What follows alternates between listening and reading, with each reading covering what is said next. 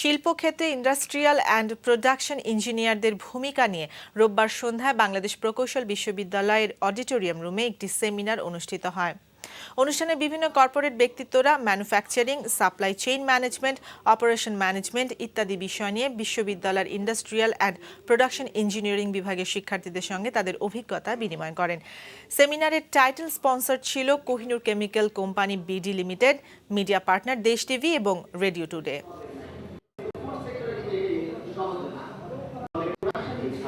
সম্পূর্ণ একমত যে আমাদের ভ্যালু ইমপ্রুভমেন্টের ইস্যু আছে, যেখানে optimum any organization.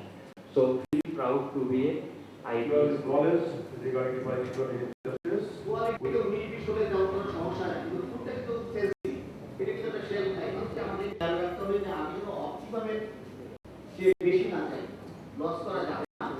Temperature loss করে প্রাণের সিও